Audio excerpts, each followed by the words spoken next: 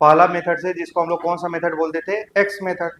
उसे हम लोग कोई भी एलिमेंट की इलेक्ट्रॉन, कोई भी एलिमेंट आपको गिवन है, मान लो कोई भी कंपाउंड गिवन है, तो उसमें आप कोई भी पर्टिकुलर एलिमेंट का ऑक्सीडेशन नंबर निकाल रहे थे, ठीक है। और उसमें ऑक्सीडेशन नंबर जो आ रहा था, फ्रिक्शन आ रहा था, वहां में देखिए 95% ऐसा होगा कि जो आपका जो क्वेश्चन होगा वो एक्स से ही सॉल्व हो जाएगा। लेकिन उसमें बहुत सारे क्वेश्चन ऐसे होंगे जिसको आपको स्ट्रक्चर बना के उसका ऑक्सीडेशन नंबर निकालना पड़ेगा, ठीक है। जैसे अगर हम लोग बात करें Fe3O4 है, वो किस किस फॉर्म में एग्जिस्ट करता है, FeO प्लस FeO.Fe2O3, है ना, याद रखना है। और जो X से कैलकुलेट होके आता है भाई, वो क्या निकल के आता है, एवरेज ऑक्सीडेशन नंबर, क्लियर है ना। और पार्टिकुलर आपको इंडिविजुअल ऑक्सीडेशन नंबर निकालना है।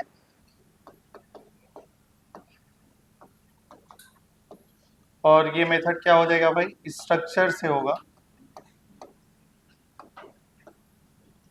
ठीक है। तो थोड़ा सा ध्यान दीजिएगा, ये जो स्ट्रक्चर है ना भाई, इसका जो स्ट्रक्चर वाला जो रूल होगा, वो रूल बॉन्ड पे अप्लाई होगा। किस पे अप्लाई होगा, बॉन्ड पे। तो सबसे पहले आप लोग थोड़ा सा ध्यान दीजिए, क्या आप लोग आयनिक बॉन्ड भी जानते हैं ना भाई, है ना। आयनिक बॉन्ड क्या होता है, आयनिक बॉन्ड किससे बनता है भाई, कंप्लीट ट्रांसफर ऑफ इलेक्ट्रॉन से। कंप्लीट ट्रांसफर ऑफ इलेक्ट्रॉन से जो बॉन्ड बनता है उसको हम लोग क्या बोलते हैं, आयनिक बॉन्ड। एग्जाम्पल आप आराम से बता सकते हैं, NaCl है तो ये ब्रेक होता है तो Na प्लस Cl माइनस होता है। अगर हम बात करें कोवेलेंट कंपाउंड का, कोवेलेंट कंपाउंड या कोवेलेंट बॉन्ड की बात किया जाए, ठीक है।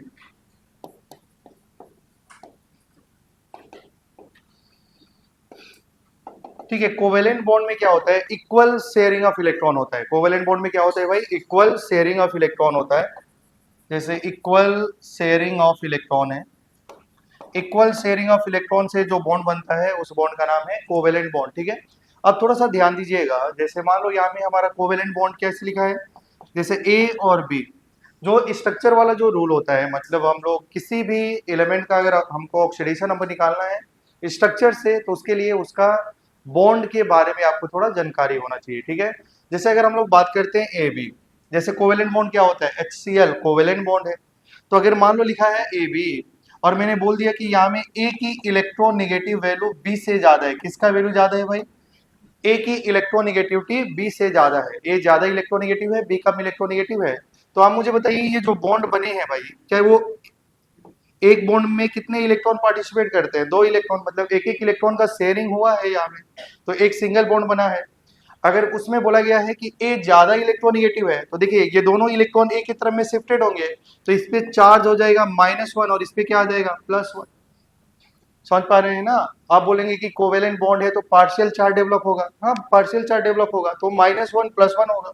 क्या आप समझ पा रहे हैं, मतलब एक बॉन्ड होगा तो चार्ज क्या आने वाली है, -1 और +1। किस पे माइनस आएगा, जो ज्यादा इलेक्ट्रोनेगेटिव होगा। क्या आप समझ पा रहे हैं, अगर मान लीजिए दोनों के बीच में डबल बॉन्ड है और ये कंडीशन क्या बोला गया है कि ए ज्यादा इलेक्ट्रोनेगेटिव है, तो इस पे चार्ज क्या आ जाएगा, -2 +2। अगर ए और बी के बीच में ट्रिपल बॉन्ड है और ए ज्यादा इलेक्ट्रोनेगेटिव है, तो चार्ज क्या आ जाएगा, -3 +3। अगर दोनों सेम सेम है भाई, तो चार्ज क्या आ जाएगा, 0 0, क्योंकि दोनों का इलेक्ट्रोनेगेटिविटी तो सेम ही है, तो उस पर चार्ज क्या आ जाएगा, 0 0। मतलब आपने देखा कि दो, मतलब कोवेलेंट बॉन्ड है और दो एटम है, मान लो ए और बी, और ए ज्यादा इलेक्ट्रोनेगेटिव है और दोनों का बीच में एक बॉन्ड बना है, तो चार्ज -1 +1 आएगा, माइनस उस पे आएगा जो ज्यादा इलेक्ट्रोनेगेटिव है। क्या आप समझ पा रहे होंगे। जैसे अगर हम लोग बात करें, जैसे HCl लिखा है, अब आपको मालूम है कि क्लोरीन ज्यादा इलेक्ट्रोनेगेटिव है, तो इस पे होगा -1, इस पे हो जाएगा +1। समझ पा रहे हैं। जैसे मान लो कार्बन डाइऑक्साइड लिखा है, ऐसे होता है स्ट्रक्चर। अब कार्बन ऑक्सीजन में कौन ज्यादा इलेक्ट्रोनेगेटिव है, ऑक्सीजन, लेकिन दोनों का बीच में बॉन्ड कैसा है, दो, तो इस पे क्या आएगा, -2, इस पे क्या आ जाएगा, +2। उसी प्रकार ये ऑक्सीजन पे बताइए क्या आ जाएगा, -2 और इस पे क्या आ जाएगा, +2। क्या आप समझ पा रहे हैं। तो बॉन्ड के हिसाब से हम लोग कर सकते हैं, कॉपी करने है तो कर सकते हैं। सब केस में क्या बोला है बताइए, ए की इलेक्ट्रोनेगेटिव बी से ज्यादा है, ठीक है। अगर एक बॉन्ड है तो -1 +1 होगा, दो बॉन्ड है तो -2 +2 होगा, तीन बॉन्ड है, जैसे मान लीजिए कोऑर्डिनेट बॉन्ड होता है। अच्छा बताइए, कोऑर्डिनेट बॉन्ड तो जानते होंगे, one sided sharing of electron होता है। समझ पा रहे हैं ना, one sided sharing of electron होता है, मतलब एक इलेक्ट्रॉन देता है, दूसरा इलेक्ट्रॉन लेता है। जो देता है वो डोनर एटम, जो लेता है वो एक्सेप्टर एटम। पहले समझ लेंगे उसके बाद कॉपी करेंगे। जैसे मान लीजिए यहाँ में मान लो ऐसा लिखा है भाई ए और बी, ठीक है, और यहाँ में क्या लिखा है बी की इलेक्ट्रोनेगेटिव ए से ज्यादा है। थोड़ा सा समझने की कोशिश करिए, यहाँ में क्या लिखा है, कौन ज्यादा इलेक्ट्रोनेगेटिव है, बी। बी ज्यादा इलेक्ट्रोनेगेटिव है ए से। अब थोड़ा सा ध्यान देना, अगर ऐसा एरो बनाया है इसका ये मतलब होता है कि ये तो बॉन्ड बन रहा है, लेकिन उसमें ये एक बॉन्ड बन रहा है तो भाई दो इलेक्ट्रॉन तो होगा, और दोनों इलेक्ट्रॉन कौन दे रहा है, ए दे रहा है, और दोनों इलेक्ट्रॉन को कौन एक्सेप्ट कर रहा है, बी। अब देखिए बी तो हमारा एक्सेप्टर एटम है, और यहां में लिखा गया है कि उसकी इलेक्ट्रोनेगेटिविटी भी ज्यादा है। समझ पा रहे हैं ना, तो ये इलेक्ट्रॉन अपने तरफ में खींच लेगा। तो आप मुझे बताइए किस पे क्या चार्ज डेवलप होगा। तो यहां में क्या हो जाएगा भाई, बी पे -2, और यहाँ पे क्या हो जाएगा +2। ये कौन सा बी कौन सा एटम है भाई, एक्सेप्टर, और ये क्या होगा डोनर। क्या आप समझ पा रहे हैं। अच्छा आप थोड़ा सा ध्यान दीजिए, अगर मैं बोलूं ऐसे, और थोड़ा सा ध्यान देना, और बोला गया है कि उस केस में अब बोला गया है, ध्यान दीजिएगा, ए की इलेक्ट्रॉन निगेटिव बी से ज्यादा है। अब बताइए चार्ज क्या आएगा। पहले समझो भाई, आप लोग कॉपी जल्दी जल्दी करते हैं, समझ में नहीं आती है। तीन तीन तो कंसेप्ट है, पहले से देख लेंगे उसके बाद आराम से कॉपी करिए। जैसे कि देखिए दोनों केस अलग अलग है। जैसे मैंने बोला कि यहाँ में एक एटम ए है, दूसरा बी है, और दोनों के बीच में कोऑर्डिनेट बॉन्ड बन रहा है। मतलब यहाँ में ए अपना दोनों इलेक्ट्रॉन बी को दे रहा है, मतलब बी इलेक्ट्रॉन को ले रहा है और ए इलेक्ट्रॉन को दे रहा है। और ऊपर से ये भी बोला गया है कि बी की इलेक्ट्रोनेगेटिविटी ज्यादा है, तो दोनों इलेक्ट्रॉन को और खींच लेगा भाई। समझ पा रहे हैं ना, तो इस पे चार्ज -2, इस पे चार्ज +2 हो जाएगा।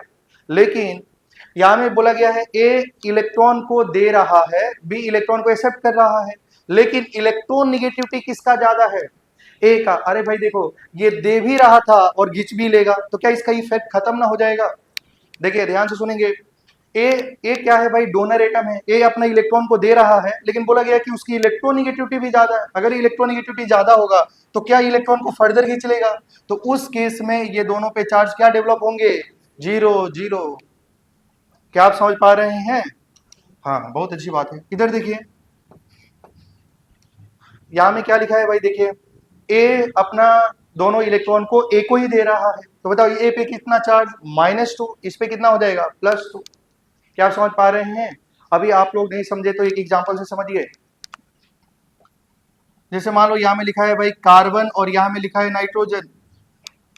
समझ पा रहे हैं ना, क्या लिखा है कार्बन और नाइट्रोजन। इसका मतलब डोनर एटम कौन है, कार्बन, एक्सेप्टर कौन है, नाइट्रोजन, और किसकी इलेक्ट्रोनेगेटिविटी ज्यादा है, नाइट्रोजन पे। तो बताइए इस पे चार्ज क्या आ जाएगा भाई, -2, और इस पे क्या आ जाएगा +2। लेकिन अगर ऐसा लिखा होता, समझ पा रहे हैं ना, मतलब नाइट्रोजन तो डोनेट कर रहा है लेकिन इलेक्ट्रोनेगेटिविटी उसका ज्यादा है। तो देखो ये दो इलेक्ट्रॉन दिया और उसका पावर ज्यादा है, तो दोनों इलेक्ट्रॉन को फर्दर खींच लेगा। तो बताइए क्या इफेक्ट 0 0 ना हो जाएगा, क्या उस पर चार्ज 0 0 हो जाएंगे। क्या आप समझ पा रहे हैं। अच्छा अगर मान लो ऐसा लिखा है भाई नाइट्रोजन नाइट्रोजन, तो इस नाइट्रोजन पे -2 और इस पे क्या आ जाएगा +2। तो ये आपको समझ में आना चाहिए कोऑर्डिनेट बॉन्ड से रिलेटेड। क्या आप समझ पा रहे हैं। मैंने क्या बोला भाई, देखो एक डोनर एटम होगा, एक एक्सेप्टर एटम होगा। जो एक्सेप्टर एटम है वो ज्यादा इलेक्ट्रोनेगेटिव है, तो चार्ज होगा -2 +2। क्लियर है ना। जो एक्सेप्टर एटम होगा उस पर चार्ज -2 होगा। लेकिन यहाँ में दो केस बताया। पहला देखिए बी हमारा क्या है, एक्सेप्टर एटम है, लेकिन जो डोनर एटम है वो ज्यादा इलेक्ट्रोनेगेटिव है। ये डोनेट तो कर रहा है लेकिन उसकी इलेक्ट्रोनेगेटिविटी ज्यादा है, भाई दे देगा फिर इलेक्ट्रॉन को खींच लेगा। समझ पा रहे हैं। तो उस पर चार्ज 0 0 आ जाएगी। तो जब भी हम लोग का स्ट्रक्चर से करना है तो स्ट्रक्चर तो याद होना ही पड़ेगा, और जब हम लोग पूरा इनऑर्गेनिक केमिस्ट्री पी ब्लॉक पूरा पढ़ लेते हैं तो आपको स्ट्रक्चर 100% सबका याद ही हो जाता है। ठीक है, मुझे लग रहा है कॉपी हो गया होगा। ठीक है आगे बढ़ते हैं। पहला हम लोग देखेंगे जिसका नाम है H2SO4। H2SO4 में सल्फर का ऑक्सीडेशन नंबर निकालना है।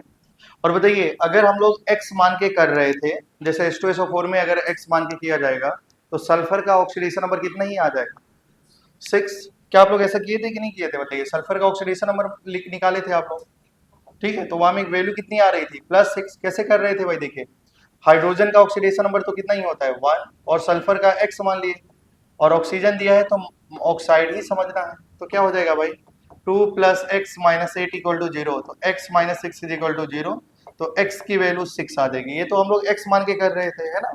अच्छा देखिए, अगर हम लोग स्ट्रक्चर बना के करें, ठीक है, तो थोड़ा सा ध्यान देना। H2SO4 का स्ट्रक्चर ऐसा होता है, टेंशन मत लीजिए, जब केमिस्ट्री खत्म होगा तो सबका स्ट्रक्चर आपको बनाना आ रहा होगा, ठीक है। तो मान लीजिए H2SO4 का स्ट्रक्चर ऐसा है। अब बताइए यहाँ में दोनों का बीच में कैसा बॉन्ड है, सिंगल। तो बताइए हाइड्रोजन ऑक्सीजन में कौन ज्यादा इलेक्ट्रोनेगेटिव है, ऑक्सीजन, तो इस पे चार्ज क्या आएगा, -1, इस पे क्या आएगा, +1। ऑक्सीजन सल्फर में कौन ज्यादा इलेक्ट्रोनेगेटिव है, ऑक्सीजन, तो इस पे -1, यहाँ पे +1, क्योंकि दोनों का बीच में सिंगल बॉन्ड था। यहाँ में बताओ दोनों का बीच में कैसा बॉन्ड है, डबल, तो इस पे आएगा -2, इस पे आएगा +2। यहाँ में भी डबल है तो क्या आ जाएगा, +2, यहाँ में आ जाएगा -2। दोनों का बीच में सिंगल बॉन्ड है तो -1, यहाँ में क्या आ जाएगा, +1। फिर इन दोनों में देखेंगे तो यहाँ पे -1, यहाँ पे क्या हो जाएगा, +1, तो यहाँ में सल्फर का ऑक्सीडेशन नंबर कितना हो जाएगा भाई, +6। क्या आप समझ पा रहे हैं, मतलब जो ज्यादा इलेक्ट्रोनेगेटिव है और दोनों का बीच में एक सिंगल बॉन्ड है तो -1 +1 आएगा, और डबल बॉन्ड है तो +2 -2 आएगा। समझ पा रहे होंगे।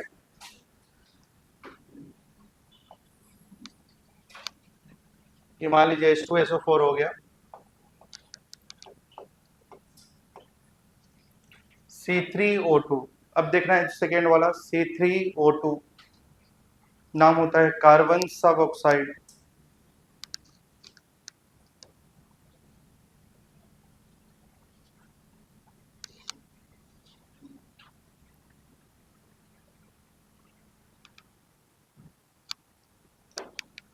H2SO4 तो जानते ही होंगे।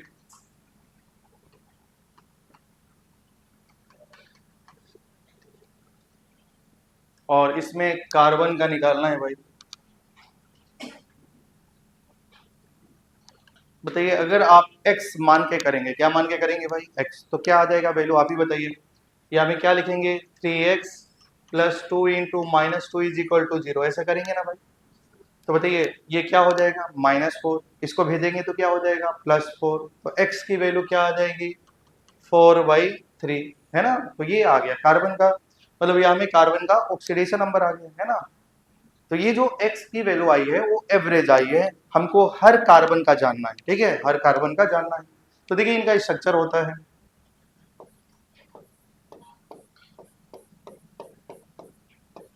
देखिए कार्बन सब ऑक्साइड का ये स्ट्रक्चर होती है, ठीक है। इसमें कार्बन के बीच में कैसा बॉन्ड होता है, डबल बॉन्ड होता है। आप मुझे बताएंगे, ये ऑक्सीजन है और ये कार्बन है, आप मुझे बताइए किसकी इलेक्ट्रोनेगेटिविटी ज्यादा है, ऑक्सीजन का है, तो क्या इस पे मैं -2, इस पे +2 लिख सकता हूँ। क्या ये कार्बन कार्बन सेम सेम हो गया, 0 0, क्या कार्बन कार्बन सेम हो गया, 0 0। फिर इस कार्बन ऑक्सीजन में यहाँ में क्या आ जाएगा, -2, और इसमें क्या आ जाएगा, +2। तो आप देख रहे हैं कि कार्बन का जो ऑक्सीडेशन नंबर है वो क्या क्या है, बताइए, एक तो 2 है और एक दूसरा में क्या है, 0 है। फिर इस कार्बन का ऑक्सीडेशन नंबर क्या है, 2। तो अगर इंडिविजुअल कार्बन का ऑक्सीडेशन नंबर लिखा जाए तो 2 0 + 2 होगा कि नहीं होगा। क्या ये जो ऑक्सीडेशन नंबर है वो क्या है, हर एक कार्बन का है। अच्छा इसका तीनों का अगर एवरेज निकाला जाए, 2 + 0 + 2 डिवाइड बाई 3 हो जाएगा, तो क्या 4/3 आ जाएगा कि नहीं आ जाएगा। तो ये जो x आती है वो क्या है, एवरेज ऑक्सीडेशन नंबर, और इंडिविजुअल ऑक्सीडेशन नंबर क्या आ जाएगा, 202। ये जो निकला है वो कार्बन का क्या है भाई, इंडिविजुअल ऑक्सीडेशन स्टेट।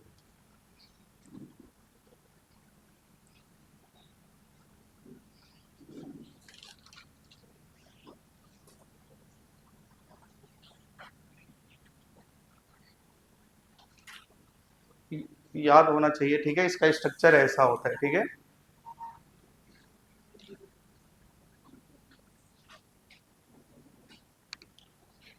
ठीक है, कॉपी हो गई कि आगे बढ़ा जाए।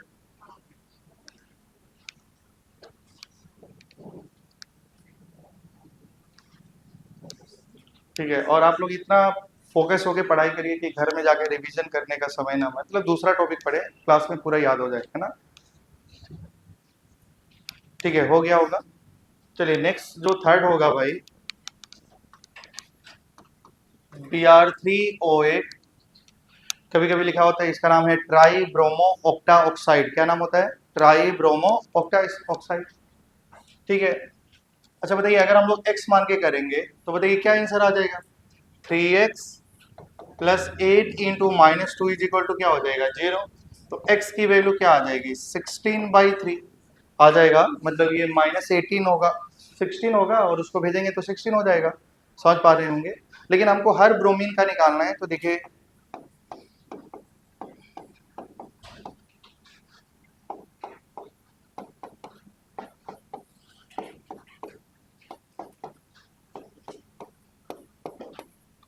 देखिए Br3O8 का स्ट्रक्चर हो गया। अगर मान लो स्ट्रक्चर मालूम है तो क्या आप ऑक्सीडेशन नंबर तो निकाल ही सकते हैं। अब मुझे बताइए ऑक्सीजन जाता है तो इस पे क्या लिखा जाएगा -2, इस पे क्या लिखेंगे +2, इधर -2 यहाँ में होगा +2, यहाँ में -2 यहाँ में हो जाएगा +2। अब देखो Br सेम सेम है ना भाई, सेम सेम है तो क्या लिखा जाएगा 0 0। तो यहाँ में क्या हो जाएगा -2 +2, यहाँ से -2 यहाँ से +2, फिर सेम सेम हो गया तो ऑक्सीडेशन नंबर तो 0 0 हो जाएगा। फिर यहाँ से क्या -2 +2 -2 +2 -2 +2, तो ये आप देखेंगे तो इस ब्रोमीन का ऑक्सीडेशन नंबर कितना है +6, यहाँ से कितना मिलेगा +4 और यहाँ से कितना मिलेगा +6। अगर तीनों का एवरेज लेंगे तो क्या 16/3 आएगा कि नहीं आएगा, आएगा। तो अगर Br3O8 में तीनों ब्रोमीन का ऑक्सीडेशन नंबर क्या है बताइए 6 4 6, लेकिन एवरेज कितना हो जाएगा 16/3।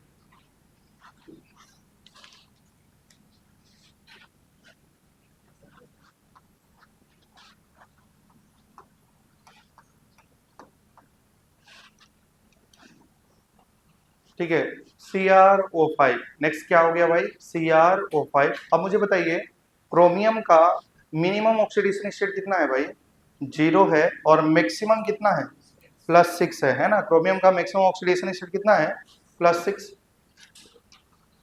अब जब इसको x मान के करेंगे, जैसे मान लीजिए आपने इसको x मान लिया +5 इंटू ऑक्सीजन का -2 = 0, तो x - 10 = 0, तो क्या x की वैल्यू कितनी आ रही है भाई 10। और आपको मालूम होना चाहिए कि क्रोमियम का हाईएस्ट ऑक्सीडेशन स्टेट कितना ही हो सकता है 6 हो सकता है, लेकिन मैंने कैलकुलेट करा और वैल्यू कितनी आ गई 10, मतलब 10 तो हो ही नहीं सकता भाई।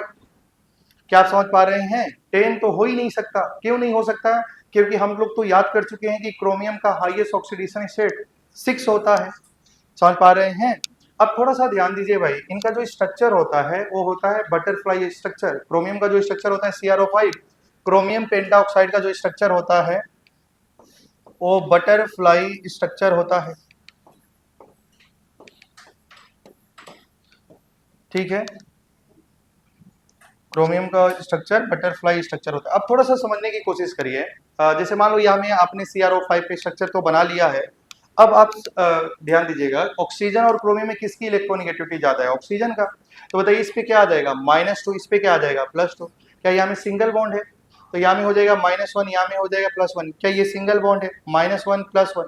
क्या ये ऑक्सीजन ऑक्सीजन भाई सेम सेम है ना इलेक्ट्रोनेगेटिव, तो कुछ भी चार्ज नहीं आएगा 0 0 आ जाएगा, है ना।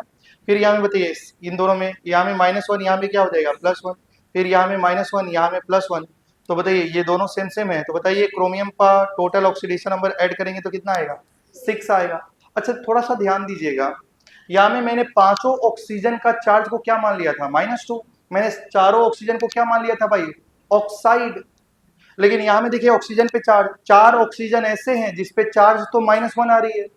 देखिए यहाँ पे -1, यहाँ पे -1, यहाँ पे -1, यहाँ पे -1, लेकिन एक ऑक्सीजन है जिसपे चार्ज कितना आ रहा था -2। लेकिन मैंने हर ऑक्सीजन को ना भाई मान लिया था -2, इसलिए उसका ऑक्सीडेशन नंबर ज्यादा आ रहा था।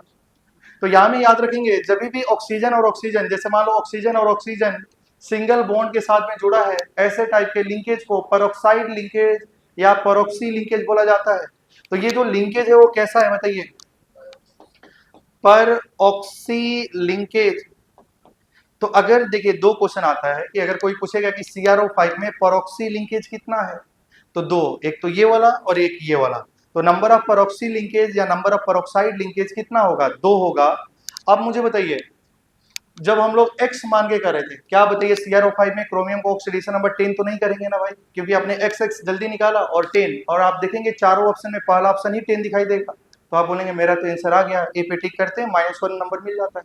क्या आप समझ पा रहे हैं ना। तो याद भी रखना जरूरी है कि बताइए कि क्रोमियम का ऑक्सीडेशन नंबर कभी भी 10 तो हो ही नहीं सकता। तो एक ट्रिक है जो आपको याद रखना है, वो क्या है भाई कि जब भी हम लोग कोई भी एलिमेंट का ऑक्सीडेशन नंबर निकालते हैं और उसकी ऑक्सीडेशन स्टेट हाईएस्ट से भी ज्यादा आने लगता है, तो उस केस में हमेशा हाईएस्ट वाला को मानना है, उसका आंसर क्या हो जाएगा, हाईएस्ट वाला।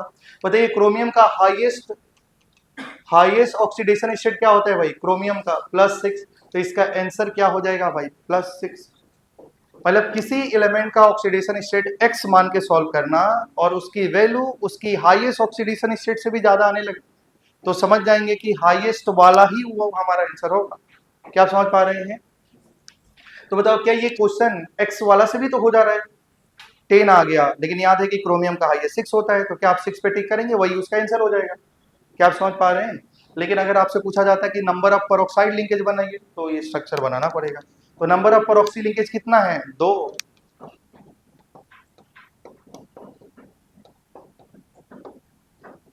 नंबर ऑफ पेरोक्सी लिंकेज कितना है, तो पेरोक्सी लिंकेज का मतलब ऑक्सीजन, देखो ये ऐसा टाइप का लिंकेज, इसको बोला जाता है पेरोक्सी लिंकेज। अच्छा थोड़ा सा 1 मिनट ध्यान दीजिएगा, मैं जो बताया वो क्या आपको समझ में आया कि नहीं आया। जैसे मान लो ये लिखा है H2SO5, क्या लिखा है भाई, H2SO5, इसका नाम होता है कैरोज एसिड, और इसमें सल्फर का ऑक्सीडेशन नंबर निकालना है, तो आप क्या करेंगे, x मानेंगे, 2 इंटू हाइड्रोजन का 1, सल्फर का x, 5 into -2 is equal to 0, तो 2 + x - 10 is equal to 0, x - 8 equal to 0, तो x की वैल्यू तो 8 आ गई। लेकिन हम लोग को अब किसका ऑक्सीडेशन नंबर निकाल रहे हैं, सल्फर का तो निकाल रहे हैं भाई।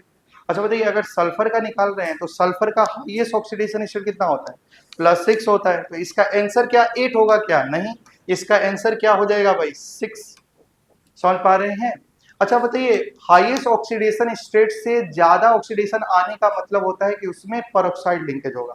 कौन सा लिंकेज होगा, पेरोक्साइड लिंकेज होगा, ठीक है।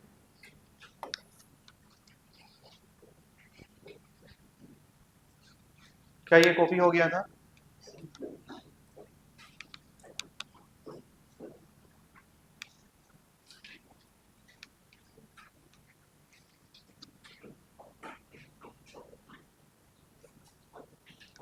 तो देखिए मैक्सिमम काम हम लोग एक्स पे ही कैलकुलेट करेंगे, ठीक है।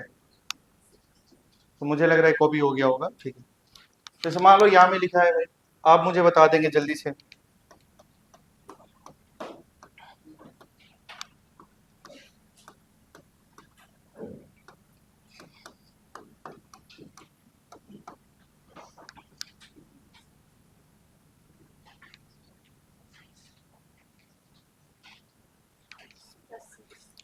क्या आएगा ऑक्सीडेशन नंबर, 6। कितने स्टूडेंट है 6 बोल रहे हैं, किसी का 7 नहीं आया?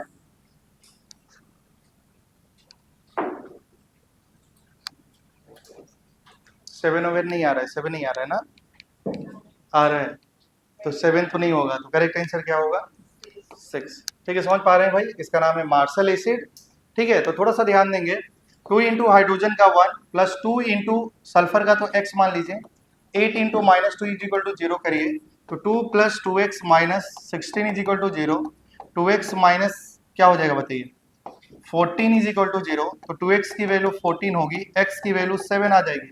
लेकिन 7 तो दिखाई दे रहा है, लेकिन उसको टिक नहीं करना है, क्योंकि सल्फर का मिनिमम ऑक्सीडेशन स्टेट -2 और मैक्सिमम कितना होता है, +6, मतलब सल्फर का ऑक्सीडेशन स्टेट 6 से तो ज्यादा हो ही नहीं सकता, और 6 से अगर ज्यादा आ रहा है तो मैंने क्या बोला कि हाईएस्ट वाला को टिक कर देना है, तो हाईएस्ट वाला क्या है, 6 है। अगर आपको पूछा जाएगा बताइए इस स्ट्रक्चर में पेरोक्साइड लिंकेज है कि नहीं है, पेरोक्साइड लिंकेज है। कौन सा लिंकेज है भाई, पेरोक्साइड लिंकेज।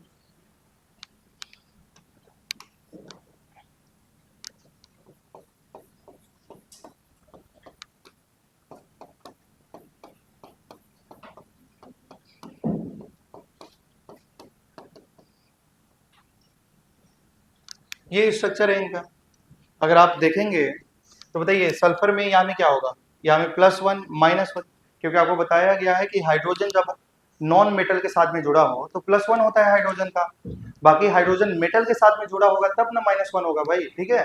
तो हाइड्रोजन पे प्लस तो ऑक्सीजन पे क्या हो जाएगा, -1, ऑक्सीजन पे -1 तो सल्फर पे +1, क्योंकि ऑक्सीजन की इलेक्ट्रोनेगेटिविटी ज्यादा है, और इस ऑक्सीजन पे बताइए -2 +2, इस पे क्या हो जाएगा, -2 +2, इन दोनों में देखा जाएगा तो क्या हो जाएगा, -1 +1, फिर इन दोनों में देखा जाए ये देखो ऑक्सीजन ऑक्सीजन सेम सेम हो गया, समझ पा रहे हैं क्या आप लोग? तो 0 0 होगा इसका वजह से, और ऑक्सीजन सल्फर में -1 + 1 -2 + 2 -2 + 2 -1 + 1, ये -1 + 1। तो आप देखेंगे तो यहाँ में सल्फर का कितना आ जाएगा भाई, +6, और यहाँ में भी सल्फर का कितना आ रहा है, +6। और ये कौन सा लिंकेज है, पर ऑक्सी लिंकेज। कितना है पर ऑक्सी लिंकेज, 1।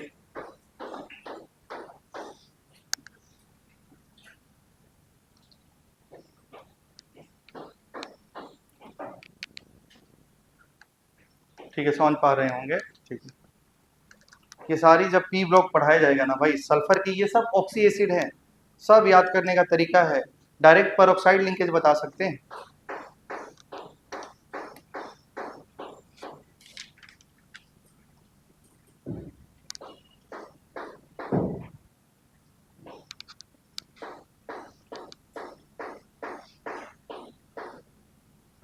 देखिए सिंगल बॉन्ड है तो -1 + 1 आएगा, और डबल बॉन्ड है तो -2 + 1 + 2 आएगा। जो ज्यादा इलेक्ट्रोनेगेटिव है उस पे माइनस आएगा, जो समझ पा रहे हैं, एक पे माइनस आएगा तो दूसरा पे प्लस आएगा, बस याद रखना है। और सबसे ज्यादा इलेक्ट्रोनेगेटिव एलिमेंट क्या है भाई, फ्लोरीन है, फिर ऑक्सीजन है, फिर नाइट्रोजन है, बाकी उसके बाद तो कम ही होगा, समझ पा रहे होंगे। ठीक है, नेक्स्ट आगे बढ़ते हैं। नहीं हुआ, लास्ट में कॉपी कर लिया आप लोग? ठीक है, तो आगे बढ़ते हैं हम लोग। नेक्स्ट एग्जांपल हम लोग का CaOCl2। CaOCl2 में क्लोरीन का ऑक्सीडेशन नंबर देखना है। अच्छा देखिए, CaOCl2 में क्लोरीन का ऑक्सीडेशन नंबर देखना है, और आप थोड़ा सा ध्यान दीजिएगा। चलिए हम लोग पहले एक्स मेथड से करेंगे। किससे करेंगे? एक्स मेथड से। अब मुझे बताइए कैल्शियम कौन सा ग्रुप का है? Beryllium, magnesium, calcium, strontium, barium, radium होता है ना भाई। क्या ये ग्रुप नंबर 2 का है? और ग्रुप नंबर 2 का ऑक्सीडेशन स्टेट ऑलवेज कितना होता है? +2। तो क्या इसका आप +2 लिखेंगे, है ना? और यहाँ में बताइए ऑक्सीजन तो क्या लिखा जाएगा? -2। और क्लोरीन को क्या मानना है? 2x = 0। तो यहाँ में क्या हो जाएगा? 2 - 2 + 2x = 0। भाई कट तो जाएगा, तो 2x की वैल्यू 0, तो x क्या आ गया? मतलब यहाँ में इससे हम लोग x मान के कर रहे थे, तो बताइए क्लोरीन का ऑक्सीडेशन स्टेट कितनी आ रही है? 0। अब इनका स्ट्रक्चर भी याद रखना है भाई। देखिए इनका स्ट्रक्चर कैसे होता है।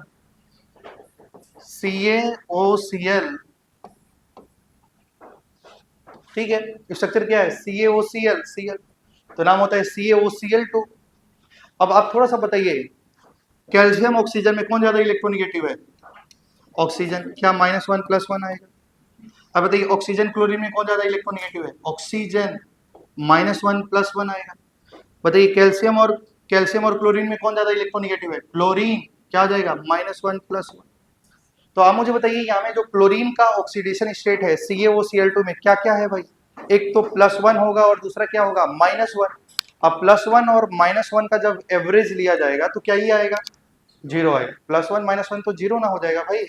हाँ, तो याद रखना है कि इसमें क्लोरीन का ऑक्सीडेशन स्टेट +1 और -1 होता है। याद डायरेक्टली रखना है, CaOCl2 लिखा है, उसमें क्लोरीन का इंडिविजुअल ऑक्सीडेशन स्टेट +1 -1 होता है। क्या याद रहेगा ना भाई? कुछ एग्जांपल है जो डायरेक्टली याद रखना है, बार बार देखो डायग्राम बनाएंगे तो समय तो लग ही रहा है। तो याद रखना है CaOCl2 में क्लोरीन का इंडिविजुअल ऑक्सीडेशन स्टेट -1 +1 आता है।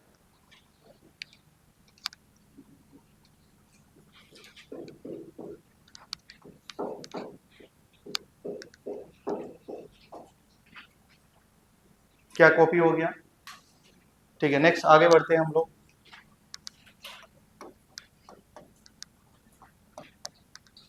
देखिए क्या लिखा है? HCN। क्या लिखना है? HCN में कार्बन का ऑक्सीडेशन नंबर निकालना है। देखिए ये थोड़ा सा इंपॉर्टेंट है, ध्यान दीजिएगा भाई। HCN यहाँ में किसका ऑक्सीडेशन नंबर निकालना है बताइए? कार्बन का। अब मुझे बताइए, क्या हाइड्रोजन का तो 1 होता है, सब कोई जानता है। क्या कार्बन का तो x होता है भाई, जिसका निकालना है तो उसको x मानना है। अब बोर्ड पे ध्यान दीजिएगा, यहाँ में नाइट्रोजन लिखा है भाई। क्या नाइट्रोजन का ऑक्सीडेशन स्टेट पता होता है क्या? नहीं, रेंज पता होता है। क्या इस केस में नाइट्रोजन का ऑक्सीडेशन स्टेट -3 से +5 होगा? तो अगर ये फिक्स नहीं है तो बताओ क्या x मान के आप निकाल सकते हैं क्या? नहीं निकाल सकते हैं, क्योंकि उस केस में नाइट्रोजन का ऑक्सीडेशन स्टेट -3 से +5 के बीच में वेरी करेगा।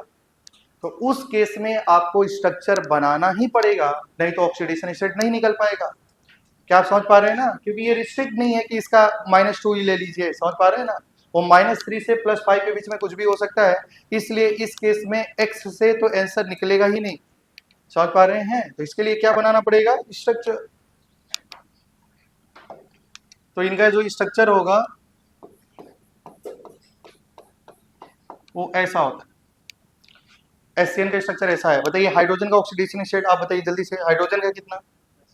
+1। कार्बन का कितना? -1। क्या आप समझ पा रहे होंगे? अब बताइए ये क्या कार्बन और नाइट्रोजन में किसकी इलेक्ट्रोनेगेटिविटी ज्यादा है? नाइट्रोजन का। नाइट्रोजन का कितना बॉन्ड है? 3 बॉन्ड है, तो नाइट्रोजन पे कितना आएगा? -3। कार्बन पे कितना आएगा? +3। तो बताइए कार्बन का ऑक्सीडेशन नंबर कितना हो गया? +3 -1 ऐड करेंगे तो कितना आ जाएगा? +2।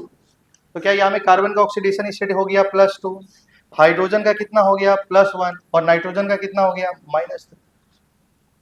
क्या आप समझ पा रहे हैं भाई?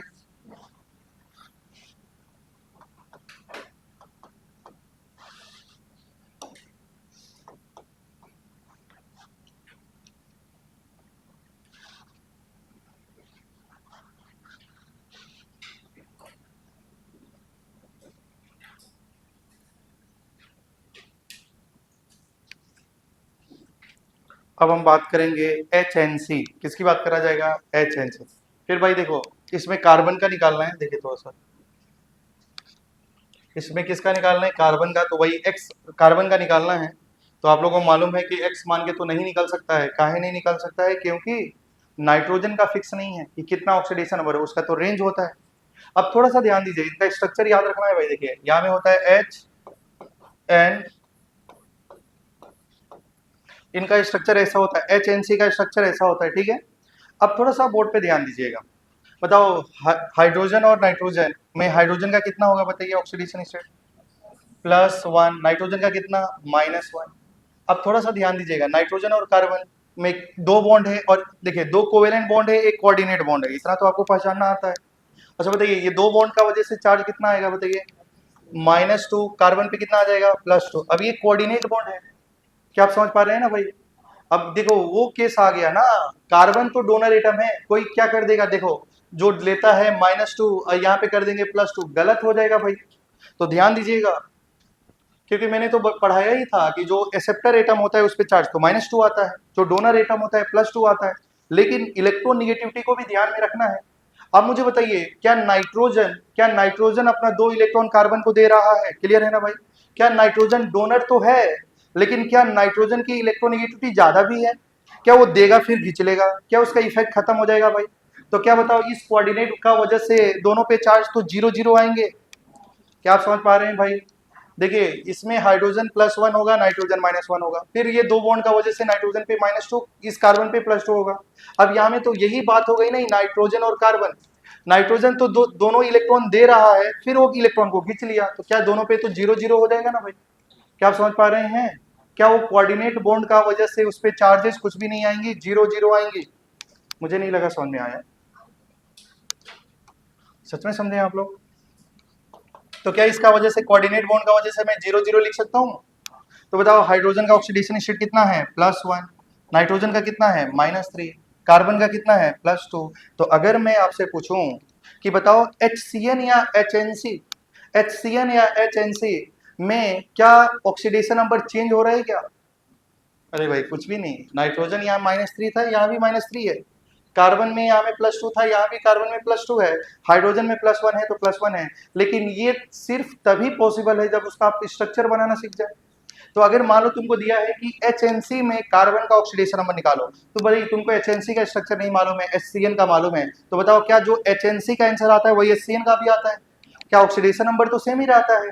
क्या दोनों का स्ट्रक्चर अलग अलग है? क्या आप समझ पा रहे हैं क्या? तो कभी भी आपको ऐसा दिया जाए तो आप स्ट्रक्चर बना लीजिए, उसके बाद उसका ऑक्सीडेशन नंबर निकाल लीजिए। समझे हैं? कॉपी कर लीजिए।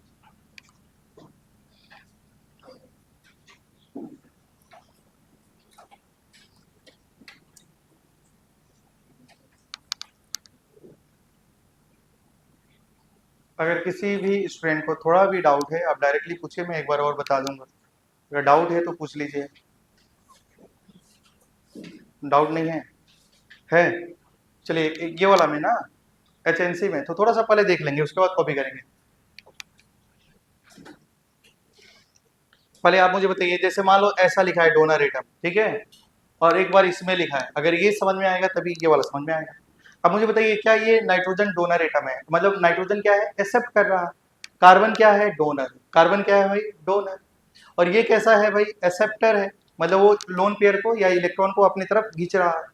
और इस नाइट्रोजन की कार्बन और नाइट्रोजन में कंपेयर किया जाएगा तो नाइट्रोजन का इलेक्ट्रोनिगेटिविटी भी ज्यादा है, भाई ये दे भी रहा है और वो उसको और खींच भी लेगा, तो बताओ इस पे चार्ज कितना आएगा, -2 +2, समझ पा रहे हैं ना। लेकिन अब देखो इसमें क्या है, नाइट्रोजन तो क्या कर रहा है भाई, डोनर है, और ये तो एक्सेप्टर है, ये नाइट्रोजन अपना लोन पेयर देगा इसको, कार्बन को, कार्बन तो एक्सेप्ट कर लेगा, लेकिन नाइट्रोजन का इलेक्ट्रोनिगेटिविटी ज्यादा है, तो ये तो दे दिया भाई फिर खींच लिया, तो बताओ क्या 0-0 ना बनेगा, क्या इफेक्ट तो कैंसिल हो जा रही है कि नहीं, समझ पा रहे हैं, बोलो भाई समझ पा रहे हैं। तो अगर समझ पा रहे हैं तो देख लीजिए एक बार, जैसे मान लो एक बार मैं और बना देता हूं, जैसे HN, इनका स्ट्रक्चर ऐसा होता है, इनका स्ट्रक्चर ऐसा होता है, ठीक है।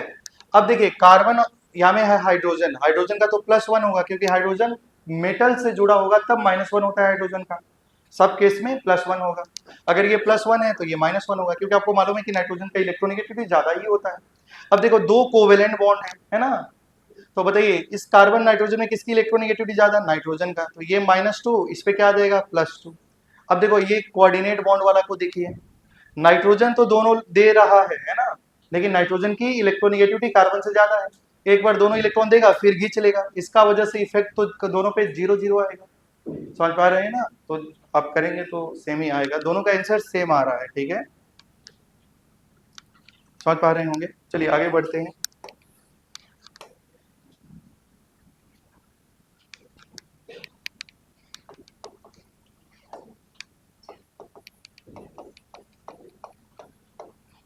क्या लिखा है भाई, H2S2O3, क्या लिखा है भाई, H2S2O3, इसमें सल्फर का निकालना है। देखिए H2S2O3 में किसका निकालना है, सल्फर का, तो थोड़ा सा ध्यान दीजिएगा, आप निकालेंगे तो क्या लिखेंगे भाई, 2 इंटू हाइड्रोजन का 1 + 2x + 3 इंटू -2 = 0 लिखेंगे ना ऐसा, तो बताइए क्या देगा, 2 + 2x - 6 = 0, तो बताइए यहाँ से x की वैल्यू कितनी आ जाएगी,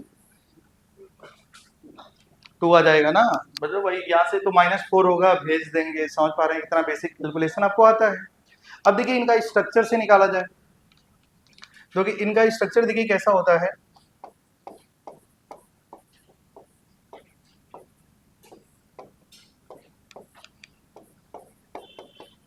ठीक है, इनका स्ट्रक्चर कैसा है भाई, H2S2O3, ठीक है, समझ पा रहे हैं ना, H2S2O3। अब थोड़ा सा ध्यान दीजिए, कॉपी करना रुक जाएंगे थोड़ा सा आराम से, पहले इसका 2 स्ट्रक्चर बनाएंगे, उसके बारे में समझेंगे, बाद में कॉपी करिएगा।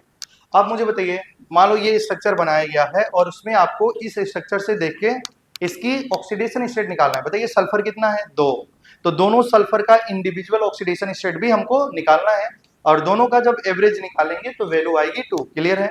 अब थोड़ा सा ध्यान दीजिए, मान लो यहाँ में हाइड्रोजन ऑक्सीजन है, तो बताइए किसकी इलेक्ट्रोनिगेटिविटी ज्यादा है, ऑक्सीजन, तो क्या मैं -1 लिखूं, यहाँ में +1 लिखूं, किसी को डाउट नहीं है, ये दोनों में सिंगल बॉन्ड है, ऑक्सीजन -1, सल्फर +1, बताइए सल्फर ऑक्सीजन में है, बताइए कौन ज्यादा इलेक्ट्रोनिगेटिव है, ऑक्सीजन, और ये ले भी रहा, ये सल्फर इलेक्ट्रॉन दे रहा है और ये इलेक्ट्रॉन खींच भी सकता है क्योंकि ऑक्सीजन की इलेक्ट्रोनिगेटिविटी ज्यादा है।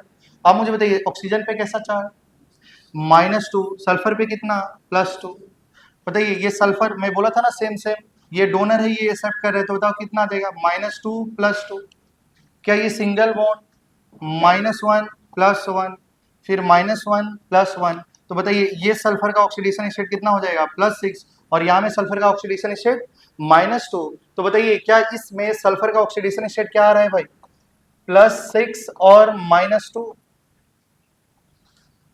क्या आप समझ पा रहे हैं, क्या +6 और -2 का एवरेज 2 आता है, क्योंकि 6 - 2 4 हो जाएगा, 2 से डिवाइड करेंगे तो 2 आ जाएगा, एवरेज तो आ गया ना। अब थोड़ा सा ध्यान दीजिएगा, कभी कभी क्या, ये बताओ सल्फर इस सल्फर और ये सल्फर का बीच का बॉन्ड कैसा है, कोऑर्डिनेट बॉन्ड है, अगर मैं बोलूंगा कोऑर्डिनेट बॉन्ड और कोवेलेंट बॉन्ड में कौन सा बॉन्ड ज्यादा स्टेबल होता है, कोवेलेंट बॉन्ड। कौन सा बॉन्ड? Covalent bond. तो कभी कभी इसका स्ट्रक्चर ऐसा भी गिवन होता है, थोड़ा सा ध्यान दीजिए। H, देखिए कभी कभी स्ट्रक्चर ऐसा भी गिवन होता है, पहले रुक जाएंगे, आराम से कॉपी करेंगे भाई। देखो यहां तक समझ पा रहे हैं क्या? ये कोऑर्डिनेट बॉन्ड था ना, मैंने उसको ओपन करके कोवेलेंट बॉन्ड बना दिया, ठीक है, समझ पा रहे हैं? अब देखिए यहां से आपका आंसर गलत भी हो सकता है, अगर आप सोच रहे हैं अगर ये स्ट्रक्चर दिया है तो आप गलत भी कर सकते हैं। अब आप बताइए, यहाँ में हाइड्रोजन पे क्या लिखेंगे आप लोग? +1। ऑक्सीजन पे क्या लिखेंगे? -1। यहाँ पे क्या लिखेंगे? -1। यहाँ पे क्या लिखेंगे? +1। ये सल्फर ऑक्सीजन में 2 बॉन्ड है, बताइए क्या लिखेंगे? -2 +2। ये देखो सिंगल बॉन्ड है, क्या लिखेंगे? -1 +1, फिर -1 +1। अब आपको लग रहा है सल्फर सल्फर दोनों डबल बॉन्ड है और दोनों सेम सेम है, तो इस पे 0 और इस पे 0। क्या आप ऐसा सोच रहे हैं? भाई ऐसे ही तो सोचेंगे ना, ये स्ट्रक्चर देख के शुरुआत में तो आप ऐसे ही सोचेंगे। अब मुझे बताइए, अगर आपसे ऐसा सोच रहे हैं तो ये सल्फर का, इस सल्फर पे कितना आ रहा है? 4 आ रहा है। कितना आ रहा है भाई? 4। और यहाँ पे कितना आ रहा है? 0। लेकिन एवरेज लेंगे तो 2 आ ही जाएगा, एवरेज लेंगे तो 2 आ ही जाएगा। लेकिन अगर मान लो ये स्ट्रक्चर में बोलेगा कि सल्फर का इंडिविजुअल ऑक्सीडेशन स्टेट बनाइए, तो आप सोच रहे हैं कि 4 0, ये गलत है, ये हो ही नहीं सकता। तो सल्फर का इंडिविजुअल ऑक्सीडेशन स्टेट तो होगा भाई कितना? 6 और -2, तभी इन दोनों का एवरेज भी 2 आ रहा है। यहां से हो सकता है कि इसका वजह से भी एवरेज तो 2 ही आ रहा है, लेकिन इंडिविजुअल ऑक्सीडेशन स्टेट सही नहीं है। समझ पा रहे हैं? तो यहां में एक थोड़ा सा कंसेप्ट यूज होता है, थोड़ा सा ध्यान दीजिएगा। ये 2 नहीं है, अब थोड़ा सा ध्यान दीजिए भाई। अगर बताइए ये सल्फर कितना बॉन्ड बनाया है? 2। और सल्फर के आउटर मोशन में कितना इलेक्ट्रॉन होता है? 6 होता है ना? 6 से होता है, तो यहाँ में 2 इलेक्ट्रॉन, 3 4 5 6 है ना भाई? तो अगर देखेंगे ना, इस सल्फर का अगर आप हाइब्रिडाइजेशन निकालेंगे तो क्या आ जाएगा? इतना तो मुझे लग रहा है कि आप बेसिक पढ़े होंगे। हाइब्रिडाइजेशन कितना हो जाएगा? हाइब्रिडाइजेशन में सिग्मा बॉन्ड और लोन पेयर को तो ऐड करा जाता है। लोन पेयर है कितना भाई? 2। और सिग्मा बॉन्ड है 1, तो हाइब्रिडाइजेशन इज sp2। और इस सल्फर का हाइब्रिडाइजेशन इज sp3, क्योंकि 4 सिग्मा बॉन्ड है। और sp2 और sp3 में किसकी इलेक्ट्रोनेगेटिविटी ज्यादा होती है? sp2 का इलेक्ट्रोनेगेटिविटी sp3 से ज्यादा होता है। पीरियोडिक टेबल पढ़ेंगे, सब पढ़ेंगे, केमिकल बॉन्डिंग में है sp का इलेक्ट्रोनेगेटिविटी सबसे ज्यादा, फिर sp2 का, फिर sp3 का। रीजन इज जितना परसेंटेज ऑफ एस करेक्टर बढ़ेगा उसकी इलेक्ट्रोनेगेटिविटी वैल्यू बढ़ती है। लेकिन आप लोग थोड़ा सा याद रखना है कि अभी किसकी इलेक्ट्रोनेगेटिविटी ज्यादा है भाई? अगर किसी का हाइब्रिडाइजेशन sp2 है, किसी का sp3 है, तो किसका इलेक्ट्रोनेगेटिविटी ज्यादा है? sp2 का। तो ये सल्फर से ज्यादा इलेक्ट्रोनेगेटिव है। ये वाला ऊपर वाला सल्फर नीचे वाला सल्फर से ज्यादा इलेक्ट्रोनेगेटिव है। क्यों? क्योंकि उनका हाइब्रिडाइजेशन sp2 है। क्या है बताइए? sp2। तो देखिए अब क्या हो जाएगा, अगर ये सल्फर ज्यादा इलेक्ट्रोनेगेटिव है तो बताओ इस पे क्या चार्ज आ जाएंगे? क्या चार्ज आ जाएंगे भाई? -2। तो इस पे आ जाएगा -2 और इस पे क्या आ जाएगा भाई? +2। तो अब इसका वजह से सल्फर पे चार्ज कितना आ गया? ये 6। और इस पे कितना आ गया? -2। क्या सेम ही आ रहा था? तो आपको बस याद रखना है कि ये नहीं कि आप सल्फर को डबल देके 0 0 कर लेंगे, बोलेंगे कि सल्फर का इंडिविजुअल ऑक्सीडेशन स्टेट 4 और 0 होगा, वो गलत है। H2SO3 में इंडिविजुअल सल्फर का ऑक्सीडेशन स्टेट -2 और 6 होगा, और उसका एवरेज कितना आएगा? 2 आएगा। क्या आप समझ पा रहे हैं? बस ये थोड़ा सा अच्छा क्वेश्चन है, थोड़ा याद रखना है। क्या अगर स्ट्रक्चर ऐसा है तो कुछ तो डाउट ही नहीं है ना? जब इसको ओपन करके देखा जाएगा, बस ये केस है जो आपको याद रखना है। यहाँ में सल्फर डबल बॉन्ड सल्फर है, लेकिन एक सल्फर ज्यादा इलेक्ट्रोनेगेटिव है, दूसरा कम है। तो ये ज्यादा इलेक्ट्रोनेगेटिव है तो इस पे -2, इस पे +2 दे दीजिए, बाकी तो वही सेम। समझ पा रहे होंगे आप लोग? हाँ हाँ।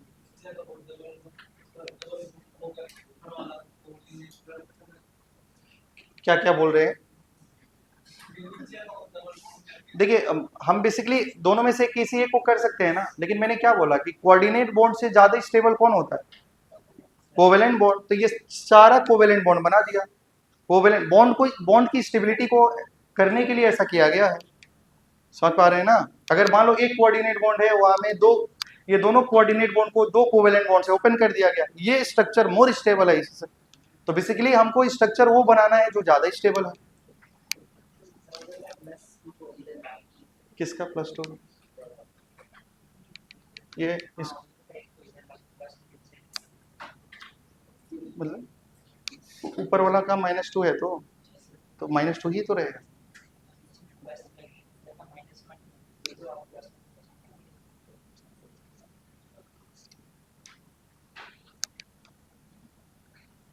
देखो एक सही तो लिखा, इसका वजह से देखेंगे एक -1 एक +1, इसका वजह से -1 एक +1, इसका वजह से -2 +2, इसका वजह से -2 +2, तो 6 है ना। चलिए तो क्या यहाँ तक किसी को डाउट तो नहीं है भाई, क्या आगे बढ़ा जाए? देखिए भाई हम लोग का अभी तक मैंने बोला था कि इस चैप्टर में हम लोगों को 5 टॉपिक पढ़नी है, जिसमें आज एक टॉपिक कंप्लीट हो गया, ऑक्सीडेशन नंबर को कैलकुलेट करना। ठीक है, समझ पा रहे हैं? तो नेक्स्ट में लिखेंगे, क्या ये कॉपी हुआ है नहीं हुआ?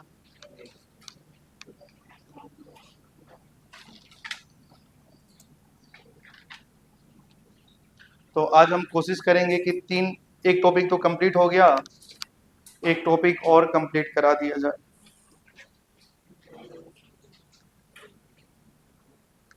जब तक आपको लगेगा कि मेरा दिमाग में कुछ भी नहीं जा रहा है तो बता दीजिएगा एक बार। अभी तक जा रहे हैं ना भाई?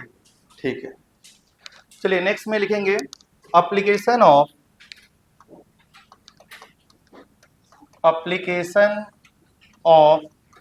Oxidation state.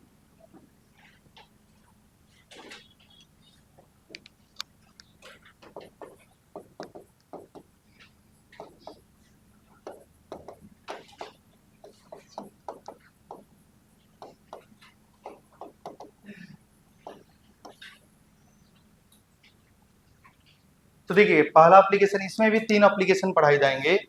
ये हमारा सेकेंड टॉपिक है। इसमें क्या करना है, एसिडिक स्ट्रेंथ और बेसिक स्ट्रेंथ को क्या करना है, कंपेयर करना है।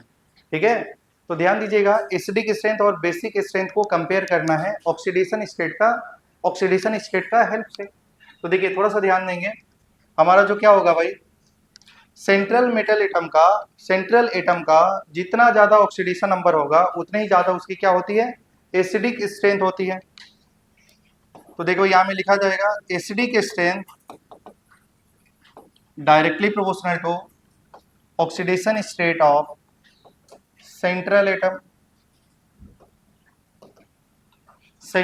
एटम पे जितना ज्यादा उसका ऑक्सीडेशन स्टेट होगा उतनी ही ज्यादा उसकी क्या होगी बताइए, एसिडिक स्ट्रेंथ। अगर बताइए जिसका ऑक्सीडेशन स्टेट ज्यादा है उसका एसिडिक स्ट्रेंथ ज्यादा होगा, है ना। अच्छा बताइए जिसका ऑक्सीडेशन स्टेट कम होगा तो उसकी बेसिक स्ट्रेंथ ज्यादा होगा। तो हम लोग बोल सकते हैं ना कि बेसिक स्ट्रेंथ क्या हो जाएगा बताइए, इसका उल्टा तो हो जाएगा, basic strength is inversely proportional to oxidation state of central atom. बताइए जिसकी एसिडिक करेक्टर बहुत ज्यादा है तो क्या उसका बेसिक करेक्टर तो कम हो जाएगा, क्या आप समझ पा रहे होंगे। अच्छा अब थोड़ा सा ध्यान दीजिएगा, कुछ एग्जाम्पल से हम लोगों को समझ में आएगा।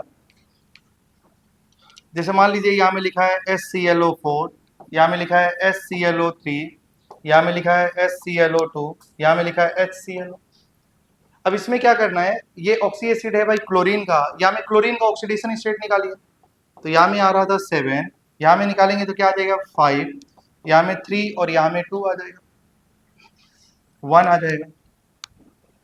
HClO देखिए HClO4 में क्लोरीन का ऑक्सीडेशन स्टेट निकालेंगे तो 7 आ जाएगा। निकालना तो एक्स मेथड से आता है कि नहीं आता है, आता ही है। हाइड्रोजन को भाई 1 मान लेंगे और यहाँ से टोटल चार्ज कितना आएगा, -8 + 1 -7, इसको भेजेंगे तो +7 होगा। आप कैलकुलेट कर लीजिए। अब बताइए इसमें 4 एसिड लिखा गया है, किसकी एसिडिक स्ट्रेंथ सबसे ज्यादा होगी, भाई जिसका ऑक्सीडेशन स्टेट ज्यादा होगा उसका एसिडिक स्ट्रेंथ ज्यादा होगा। तो बताइए क्या एसिडिक स्ट्रेंथ, बताइए इसका सबसे ज्यादा, फिर इसका होगा या नहीं होगा भाई, क्या ये एसिडिक स्ट्रेंथ है। अगर बेसिक स्ट्रेंथ की बात करेंगे तो बताइए जिसका ऑक्सीडेशन स्टेट ज्यादा होगा उसकी बेसिक स्ट्रेंथ इसका अगर ज्यादा होगा तो क्या इसकी बेसिक स्ट्रेंथ सबसे कम होगी।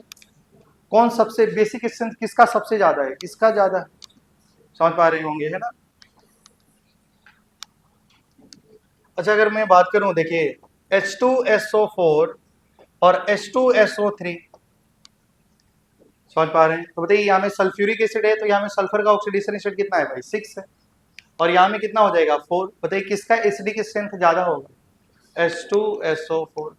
जैसे भाई मान लो लिखा है HNO3 HNO2, किसका एसिडिक स्ट्रेंथ ज्यादा होगा, तो यहाँ में कितना आ रहा है 5 और यहाँ में कितना आ रहा है 3, किसका एसिडिक स्ट्रेंथ ज्यादा है? समझ पा रहे होंगे, है ना? अच्छा देखिए, आप थोड़ा सा ध्यान देना, ये तभी अप्लाई कर सकते हैं जब सेंट्रल एटम सेम हो, सेंट्रल मेटल या सेंट्रल एटम सेम हो। देखो अब HClO4 को H2SO4 से कंपेयर नहीं कर सकते हैं, क्या आप समझ पा रहे हैं क्या? क्या यहाँ में देखो सब में क्लोरीन होना चाहिए, तब आप ये रूल अप्लाई करेंगे। अब ये नहीं कि आपने HClO4 और H2SO4 में कंपेयर कर लिया, क्या आप समझ पा रहे हैं क्या भाई? हाँ, बहुत अच्छी बात है। अब ये नहीं कि HClO4 दिया है, H2SO4 दिया है, HNO3 दिया है, तो आप बोलेंगे जिसका ऑक्सीडेशन स्टेट ज्यादा होगा उसकी एसिडिक स्ट्रेंथ ज्यादा होगा। ये रूल तभी अप्लाई होगा जिसमें सेंट्रल एटम सेम हो। अच्छा बताइए, अगर मान लो लिखा है FeOH का होल ट्वाइस और यहाँ में लिखा है FeOH का होल थ्राइस, बेसिक स्ट्रेंथ बताइए किसका बेसिक स्ट्रेंथ ज्यादा होगा? क्या FeOH में, क्या यहाँ में Fe में +2 है? क्या यहाँ में Fe में 3 है? तो बताओ जिसका ऑक्सीडेशन स्टेट ज्यादा होगा उसकी बेसिक स्ट्रेंथ कम होगी, तो किसका बेसिक स्ट्रेंथ ज्यादा होगा? FeOH का होल ट्वाइस का बेसिक स्ट्रेंथ FeOH का होल थ्राइस से ज्यादा होगा।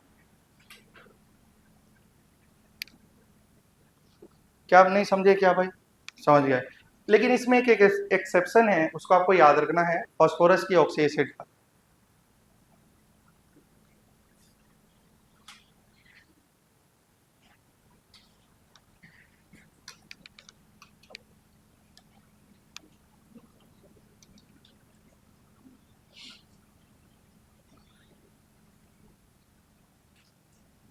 देखिए याद रखेंगे भाई इसका, जैसे मान लीजिए यहाँ में लिखा है H3PO4 H3PO3 H3PO2, ठीक है। अब मुझे बताइए यहाँ में फास्फोरस का ऑक्सीडेशन स्टेट कितना होगा? यहाँ से -8 आएगा, यहाँ से 3, तो यहाँ में हो गया +5, यहाँ से कितना आएगा भाई? +3, और यहाँ से कितना आएगा?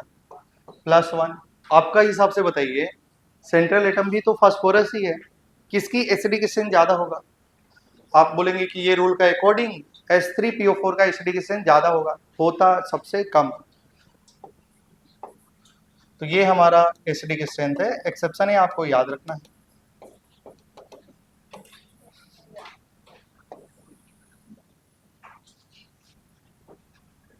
सिर्फ इसमें फास्फोरस में, बाकी तो ये रूल वैलिड होगा। समझ पा रहे हैं क्या आप लोग?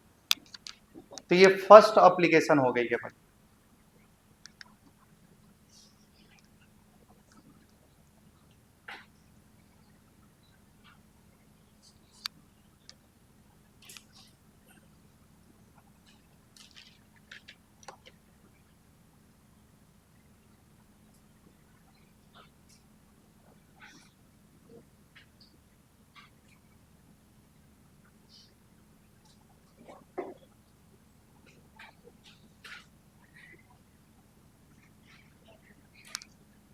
क्या हो गया copy?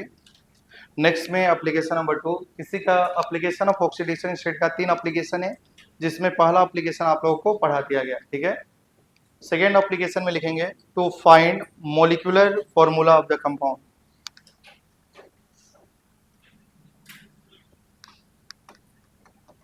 To find molecular formula of the compound, ठीक है। मतलब इस कंपाउंड, कभी कभी देखिए सेकेंड रूल से हम लोग क्या करेंगे, मतलब ये सेकेंड एप्लीकेशन क्या है कि मान लो हमारे पास 3 एलिमेंट दे देंगे और उनका ऑक्सीडेशन स्टेट दे देगा और बोलेगा कि बताइए इसमें से उसका कौन सा फॉर्मूला होगा। तो इसके लिए एक क्वेश्चन से ही हम लोग समझ में आ जाएगा, एक क्वेश्चन करेंगे तो आपको समझ में आ जाएगा। देखिए क्वेश्चन, सेकेंड एप्लीकेशन से एक क्वेश्चन करेंगे तो आपको सेकेंड एप्लीकेशन समझ में आ जाएगा। तो लिखिए ए compound contain a compound contain a compound contain three element a compound contain three element A comma B and C, capital A comma B and C, with oxidation state of +5, with oxidation state of +5 comma -2 comma -1 respectively, A compound contain three element A, B and C with oxidation state +5, -3, -1. Oh, sorry, +5, -2, -1. Then compound may be.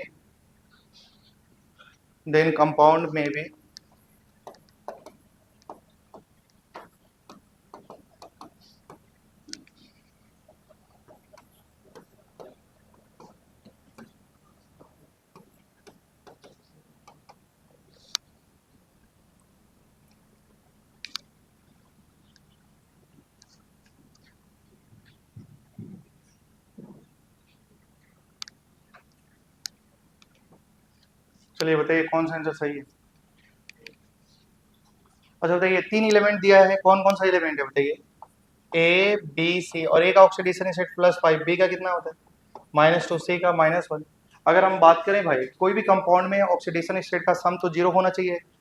तो बताइए यहाँ में क्या होगा, ए का कितना है बताइए, ए का वैल्यू 5 है और बी का कितना है भाई -2 और सी का कितना है -1। इसका सम तो 0 नहीं हो रहा है, समझ पा रहे हैं ना, 0 तो हो ही नहीं रहा है, मतलब ये नहीं होगा। अब यहाँ में देखेंगे ना भाई, इसमें सी में देखिए, ए का ऑक्सीडेशन स्टेट का 5 है, बी का कितना होगा -2, सी का -1। तो यहाँ में देखेंगे 5 -5, तो इसमें ऑक्सीडेशन स्टेट का सम कितना आ रहा है 0 आ रहा है। तो correct answer is C part. तो ऐसे ही देगा और आपको चेक करना होगा कि कौन सा फॉर्मूला होगा। और डी में भी सही हो रहा है क्या, नहीं हो सकता, ठीक है। अगर मान लो भाई ABC3 लिखा होता तो इसके मल्टीपल आंसर हो सकते हैं।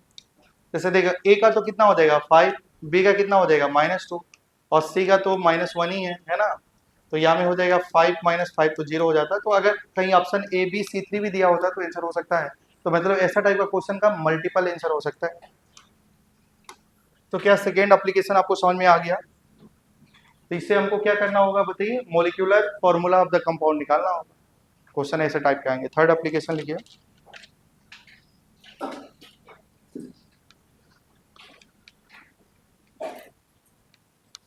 देखिए भाई third application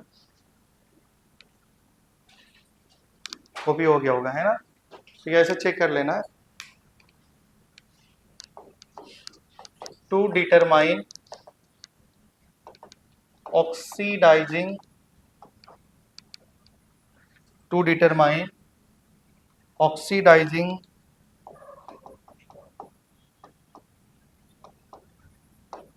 and reducing agent।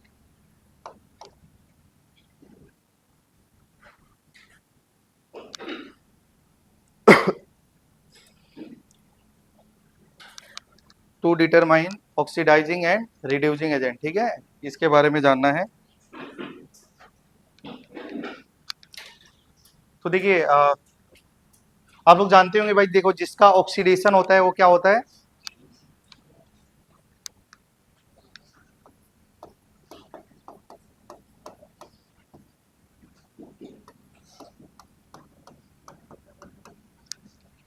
ठीक है, आपको समझ में आ रही है ना। मान लो लिखा है Zn plus copper sulphate gives ZnSO4 और कॉपर, है ना। अब मुझे बताइए यहाँ में Zn का ऑक्सीडेशन स्टेट कितना है 0 और यहाँ में देखेंगे तो बताइए ZnSO4 में सल्फेट का चार्ज बताइए कितना होता है -2, तो Zn का कितना हो जाएगा +2। तो बताइए ZnSO4 में जिंक का ऑक्सीडेशन स्टेट +2 है, कॉपर सल्फेट में बताइए कॉपर का कितना है +2 और यहाँ में क्या हो जाएगा भाई 0। तो आप बताइए यहाँ से Zn से Zn+2 में कन्वर्ट हो रहा है, बताओ उसका ऑक्सीडेशन हो रहा है रिडक्शन हो रहा है। क्या मैं बोला था ना भाई, ऑक्सीडेशन स्टेट कॉन्सेप्ट ही याद रखना है। ऑक्सीडेशन नंबर का बढ़ जाना ऑक्सीडेशन कहलाता है, ऑक्सीडेशन नंबर का घट जाना रिडक्शन कहलाता है। तो आप मुझे बताइए जिंक का क्या हो रही है भाई ऑक्सीडेशन, लेकिन यहां से यहां तक का बताइए क्या हो रही है, क्योंकि +2 से 0 में जा रहा है, ऑक्सीडेशन नंबर डिक्रीज हो रही है ना भाई, तो क्या हो गया रिडक्शन। अच्छा बताइए थोड़ा सा ध्यान देंगे।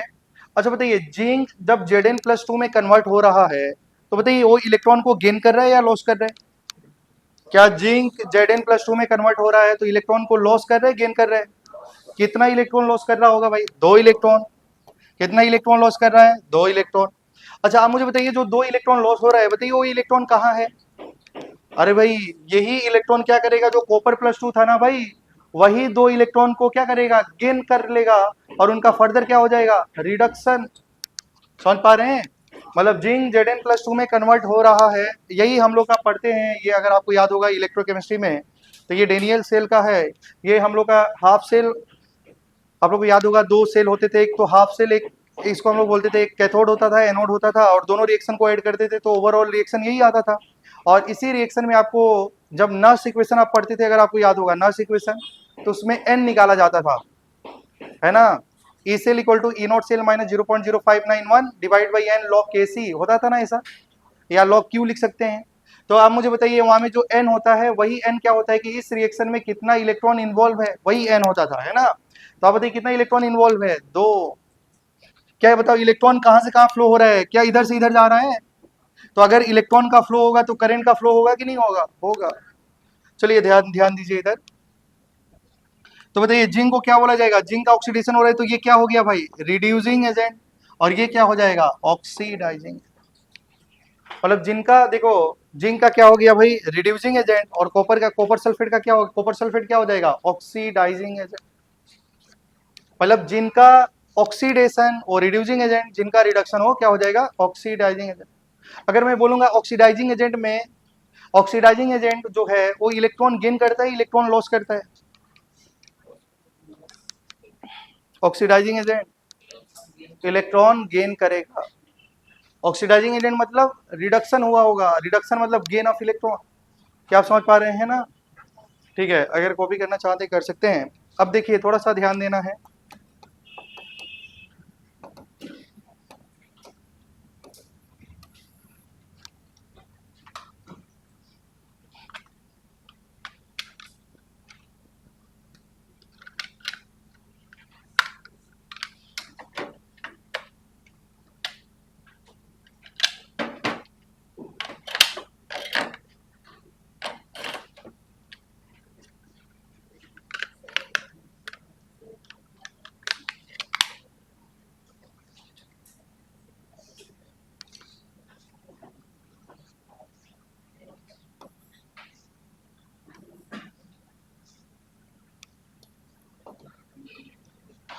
देखिए थोड़ा सा ध्यान देंगे आप लोग, यहाँ में लिखा है सेंट्रल एटम। ये सेंट्रल एटम जो होता है वो तो आपका क्या हो सकता है भाई, मैक्सिमम ऑक्सीडेशन स्टेट में हो सकता है, या तो किस में हो सकता है, मिनिमम ऑक्सीडेशन स्टेट में हो सकता है, या तो इंटरमीडिएट में हो सकता है। समझ पा रहे हैं? मतलब जो सेंट्रल एटम है वो या तो अपने मैक्सिमम ऑक्सीडेशन स्टेट में रहेगा, या तो मिनिमम में रहेगा, या दोनों के बीच में रह सकता है। अगर मैं आपसे पूछूं, थोड़ा सा ध्यान दीजिएगा भाई, ठीक है, क्या ये लास्ट तक दिखाई देता है क्या यहाँ तक लिखने से? ठीक है, मैं थोड़ा सा नेक्स्ट स्लाइड में ही लिख देता हूँ, थोड़ा सा ध्यान दीजिएगा भाई।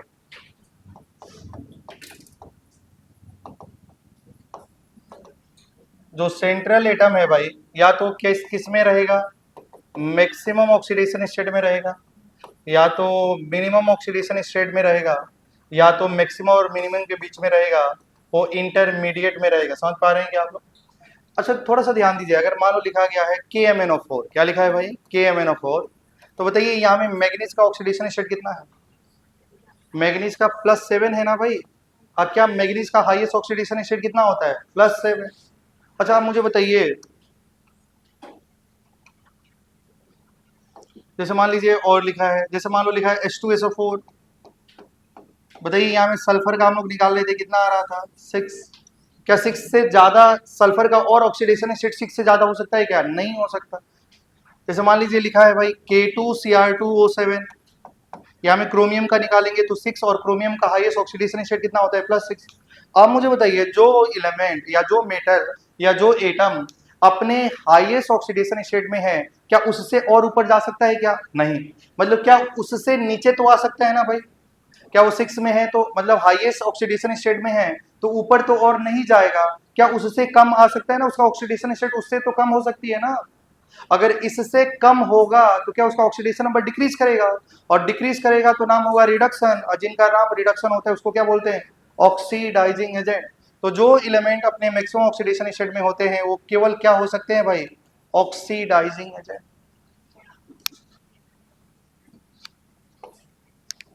नहीं समझ में आया है? जैसे मान लो लिखा है HNO3, तो यहाँ में नाइट्रोजन का ऑक्सीडेशन स्टेट 5 होगा और नाइट्रोजन का -3 से 5 के बीच में होता है। क्या 5 ही उसका मैक्सिमम है? समझ पा रहे हैं ना भाई?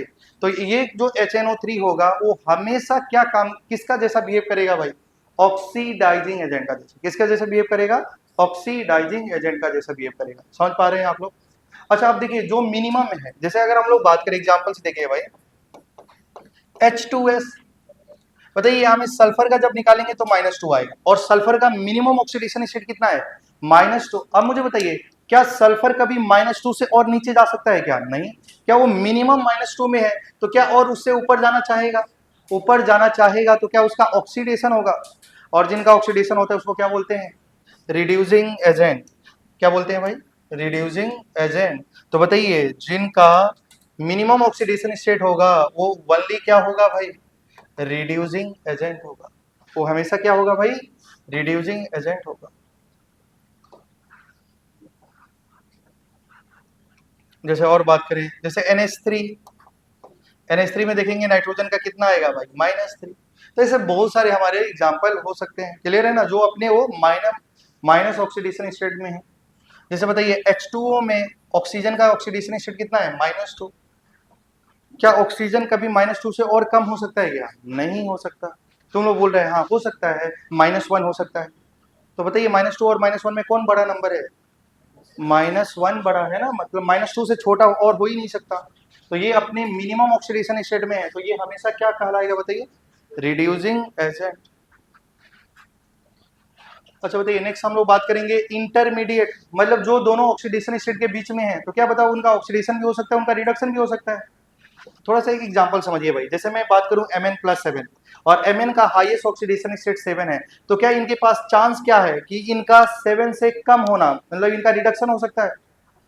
अच्छा ठीक है, इनका रिडक्शन होगा तो क्या हो जाएगा? Oxidising agent. अगर मैं बोलूं कि मैग्नीज 0 में है, मतलब 0 से और कम में नहीं जा सकता है, मतलब ये मिनिमम है तो मिनिमम से और ऊपर जा सकता है, मतलब इनका ऑक्सीडेशन होगा तो क्या हो जाएगा? Reducing agent. लेकिन अगर मान लो Mn+2 में है, तो क्या Mn के पास क्या चांसेस है भाई?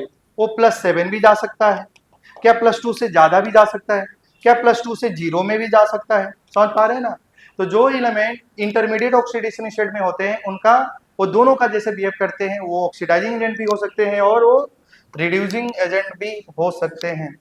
तो लिख सकते हैं both oxidising agent as well as reducing agent.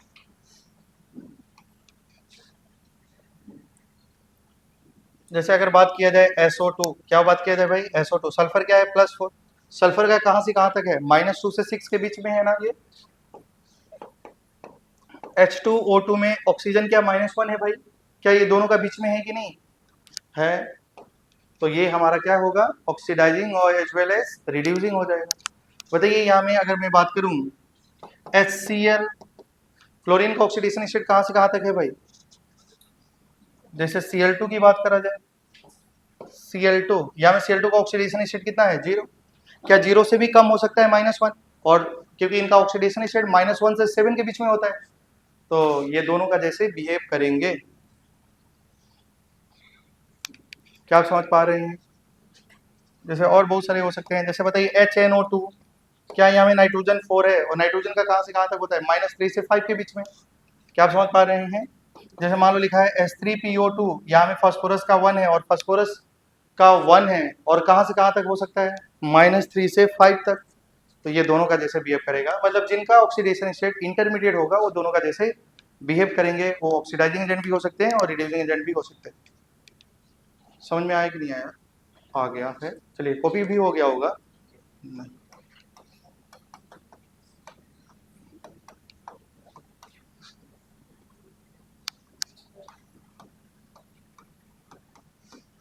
देखिए कौन सा आंसर सही है?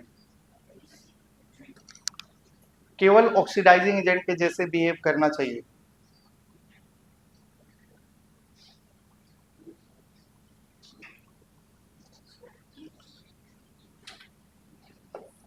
किसी का दिमाग में ए ऑप्शन नहीं आ रहा था? अब मुझे बताइए फ्लोरीन यहाँ में 0 है भाई, फ्लोरीन का ऑक्सीडेशन सिर्फ और सिर्फ -1 ही हो सकता है। बताइए क्या 0 से -1 हो गया, बताओ ऑक्सीडेशन या रिडक्शन? रिडक्शन, जिनका रिडक्शन होता है उसको क्या बोलते हैं, ऑक्सीडाइजिंग एजेंट।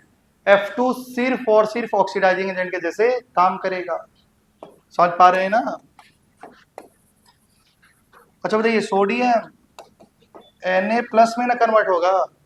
सोडियम का ऑक्सीडेशन स्टेट निगेटिव हो सकता है क्या? नहीं, मैं आपको बताया था ना कि ग्रुप 1 का ऑक्सीडेशन स्टेट हमेशा 1 होता है। अगर वो Na है तो Na से Na+1 में जाएगा, तो इनका क्या होगा भाई, ऑक्सीडेशन। तो कौन क्या होगा भाई, ये रिड्यूसिंग एजेंट होगा। सोडियम केवल रिड्यूसिंग एजेंट के जैसे बिहेव करेगा। अब मुझे बताइए, यहाँ में क्लोरीन जो है, इनका ऑक्सीडेशन स्टेट क्या है भाई, -1 से 7, मतलब कम भी जा सकता है, ज्यादा भी आ सकता है। तो क्या ये दोनों का जैसे बिहेव करेगा? और नाइट्रोजन भी -3 से +5 के बीच में है, तो ये भी, ये दोनों किसके जैसे बिहेव करेंगे, ऑक्सीडाइजिंग और एज वेल एज रिड्यूसिंग के जैसे। लेकिन जो ए ऑप्शन है वो सिर्फ और सिर्फ किसके जैसे बिहेव करेगा, ऑक्सीडाइजिंग एजेंट के जैसे। क्या आप समझ पा रहे हैं? क्या छुट्टी कर दिया जाए?